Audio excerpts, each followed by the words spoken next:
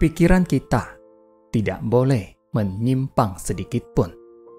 Saya sering berkata bahwa menyimpang sedikit saja, kita akan jauh tersesat. Jadi, pikiran sangatlah penting.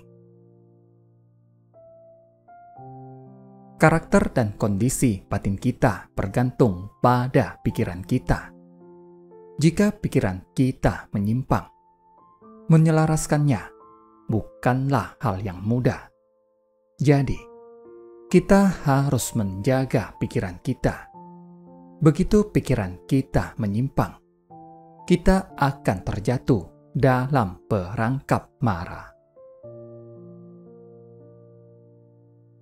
Perlu kita ketahui bahwa dalam melatih diri, jika pikiran kita bergejolak, noda batin dan tentara marah akan timbul, baik yang berwujud maupun tidak berwujud.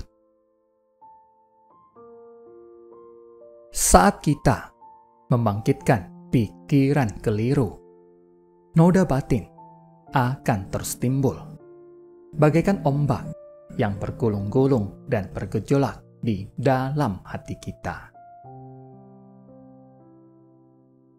Dalam kehidupan sehari-hari, jika tidak memiliki pikiran benar, pengetahuan benar, pandangan benar, dan pemahaman benar, kita tidak akan bisa menyelamatkan diri sendiri.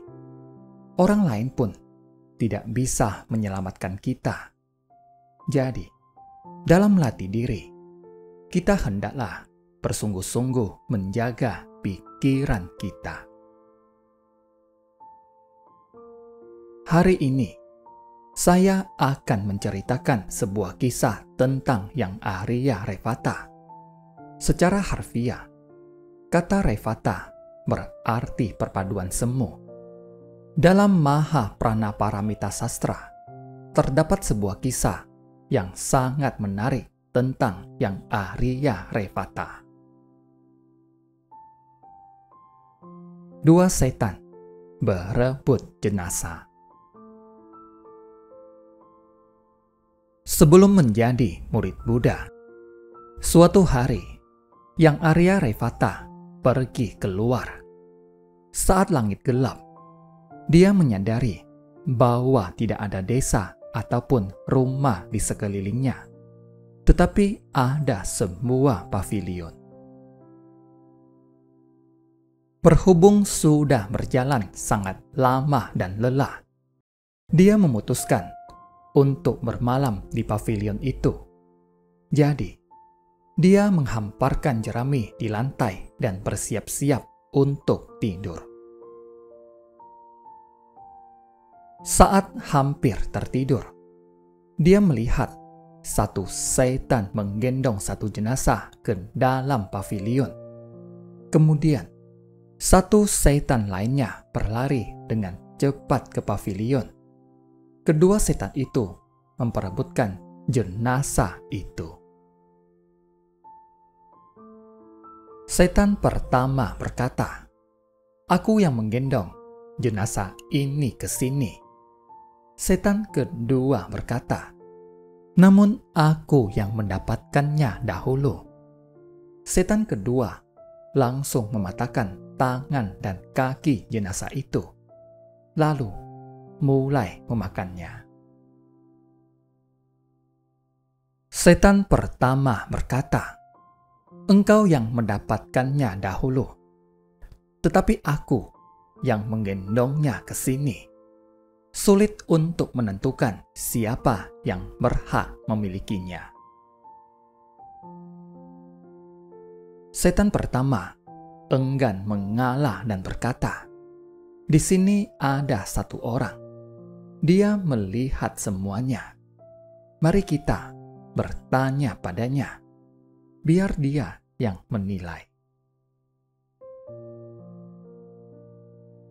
Revata yang hanya ingin beristirahat di pavilion itu malah melihat kedua setan itu berebut satu jenazah, kini mereka malah memintanya untuk menilai apa yang harus dia katakan. Jika dia mendukung salah satu, yang lain pasti akan tersinggung. Jadi, bagaimana dia menjawabnya? Kedua setan itu terus memintanya untuk mengatakan siapa yang benar dan siapa yang salah. Bagaimanapun, pasti ada yang benar dan salah. Revata pun menjawab dengan jujur. Setan kedua sangat marah karena Revata mengatakan bahwa dia salah. Jadi, dia mematahkan kaki dan tangan Revata.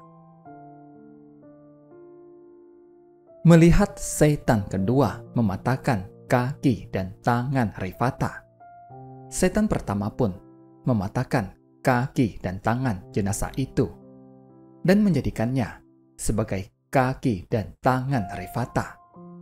Tiba-tiba Revata terbangun. Dia memandang ke sekeliling pavilion, tetapi tidak melihat apapun.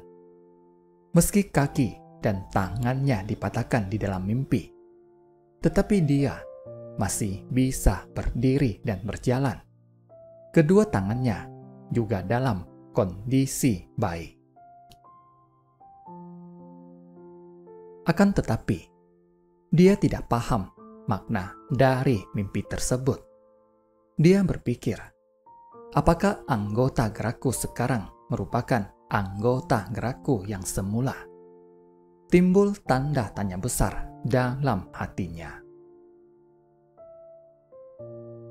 Dia bertanya pada setiap orang yang ditemui, "Lihatlah, siapa pemilik kaki dan tanganku ini?" Dia bertanya pada setiap orang. Saat itu, ada sekelompok biksu yang kebetulan lewat. Dia segera menghampiri mereka dan bertanya pada mereka satu persatu, "Apakah kalian melihat tubuhku?" Para biksu menjawab, "Iya, tubuhmu baik-baik saja." Dia bertanya lagi, "Apakah ini sungguh kaki dan tanganku?" Para biksu lalu bertanya, "Apakah ada sesuatu yang mengganggu pikiranmu?" Dia lalu menceritakan mimpinya kepada mereka. Mendengar ceritanya, mereka merasa bahwa Revata bisa dibimbing. Jadi, mereka membabarkan dharma untuknya. Mereka berkata padanya, "Setiap orang merupakan darah daging orang tuanya. Tubuhmu diberikan oleh orang tuamu. Manusia mengalami fase lahir, tua, sakit, dan mati. Tubuh ini tidaklah kekal." Mendengar semua ini, Revata tiba-tiba tercerahkan. Dia menyadari bahwa tubuh ini hanyalah perpaduan semu. Tanda tanya dalam hatinya sudah terhapus. Dalam sutra agama dikatakan, dalam bermeditasi dan memasuki samadhi dan menjaga pikiran agar tidak bergejolak, Revata adalah yang terunggul. Setelah mendengar penjelasan para biksu, Revata menyadari bahwa tubuhnya hanyalah perpaduan semu dan dia tidak perlu melekat padanya. Dia lalu mengikuti para biksu itu untuk menemui Buddha.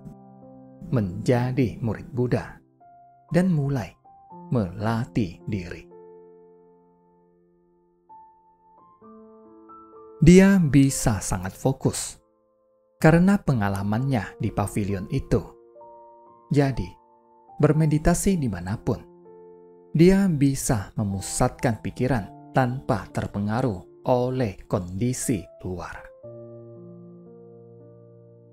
Karena itulah, Buddha berkata bahwa Revata unggul dalam bermeditasi dan memasuki samadhi dan pikirannya tidak bergejolak. Saudara sekalian, bukankah kita harus senantiasa bersungguh hati menjaga pikiran kita? Jika bisa berpikiran benar, kita dapat menghapus semua noda batin. Kita melatih diri demi menghapus noda batin yang menimbulkan berbagai tabiat buruk. Tabiat buruk ini mempengaruhi pandangan orang lain terhadap kita dan sama sekali tidak bermanfaat bagi kita. Jadi, kita sungguh harus senantiasa memperbaiki tabiat buruk kita. Terlebih, kita harus senantiasa membina pikiran benar. Saat pikiran kita benar, secara alami, noda batin akan lenyap. Terima kasih, semoga bermanfaat.